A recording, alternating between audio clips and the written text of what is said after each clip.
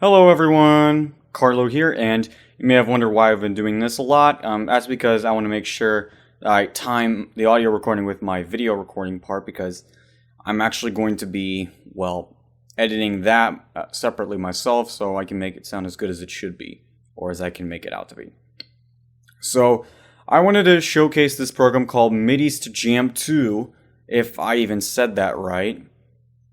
And I'm going to look up to see, I'm just going to be curious for a second. Can I look up to see if the creator already showcased it? This is his website, Jacob Wiscoge. I don't know how to pronounce that. It's definitely not my language, but yeah, this website over here already gives you a glimpse. Here's what it says. MIDIJam 2 provides a faithful recreation, staying true to the original look and feel as closely as possible. The models and textures used in MIDIJam 2 are the original assets from MIDIJam, designed by MIDIJam's creator Scott Hagg. MIDIJam 2 natively supports a free cam no clip feature, allowing you to move around the scene and view from any angle. So that's nice. And you can get up close to any of the instruments, like over here right now. I don't think you've seen this angle in the original, have you? And you can listen with a sound font of your choice. That's also nice. And it will complete the GM1 implementation, allowing every MIDI instrument to be visualized, including the clarinet, banjo, and helicopter will have on-screen visuals. So all of this is very promising. In fact, I'm going to look up what this means. But anyway, so back to this one over here.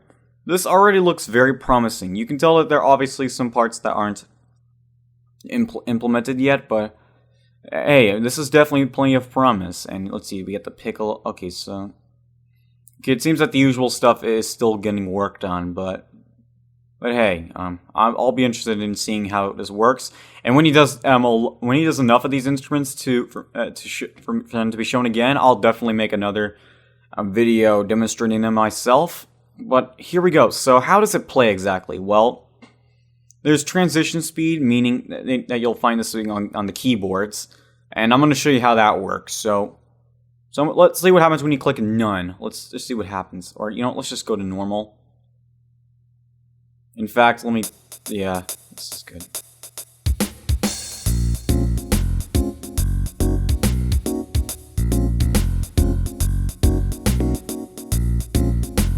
So one thing you can do is that when you hold the left mouse button down, you can drag the camera around, and while you're doing it, you can use the arrow keys to turn the camera, as well as the WASD to move the camera, or pan the camera if you want to say it like that. Hoping there's... Okay, did I see screen tearing? I hope not. Okay, so you saw that thing move, right? That strings thing move like that? That's not too bad. So, and with Q and Z keys, with the Q key and the Z key, you can move up and move downwards, elevation-wise, and you can just do that. So this is at normal speed if you're not holding Shift or Control. If you do hold the Shift key, it'll go a little faster than normal. And I'm gonna just see myself turning this around. And yeah, that's pretty much it. Hopefully this has controller support, because that would be nice. But anyway, but if you hold the Control key, this is what you get. Okay, so if you do that, the movements that you do with any of the keys, like arrow keys and WSD, it'll go much slower if you hold Control. I'm holding Control right now, as you can see, and it's not just going to fade away like that. You can just have this however you want it, and you can just go around. What happens if you click spacebar? Let's see what happens. But of course, it still supports the same control schemes if you decide to use... or the same camera angles that are supported in the original, or that were already in the original, if you use the number keys 1 through 5, I think, or 6. Now, what happens if you have it to none? That means it's just going to instantly cut in like that. Just get this for a second.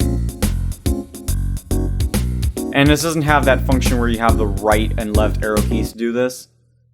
Now this was MIDI I found from for the Final Fantasy VII PC version, or to be more precise, the PC version of Final Fantasy VII. Back when he was using MIDI, I think it still does.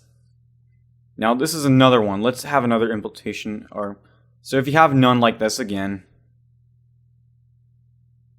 So yeah, it just cuts in like that. But if you have it set to something like slow, you'll notice the difference. Yeah, with that.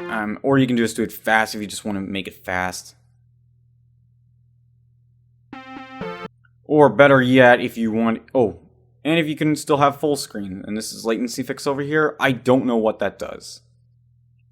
And now with this one, you can choose any sound font, but I'm going to stick to the original.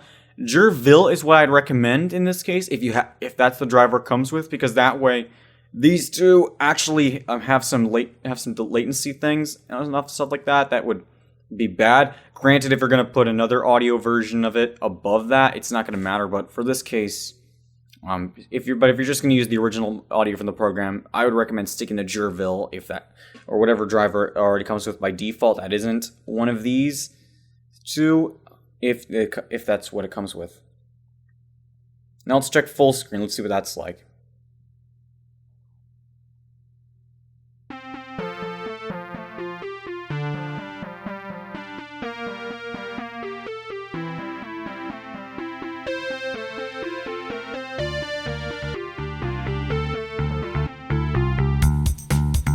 I wish there was a smoother way to do this than right now, because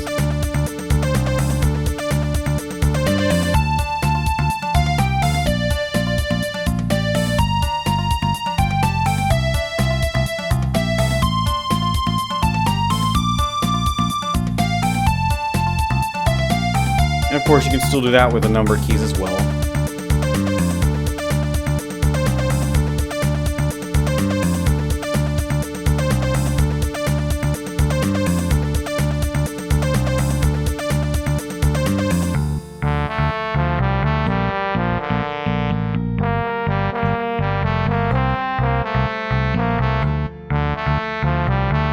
See what I can do here?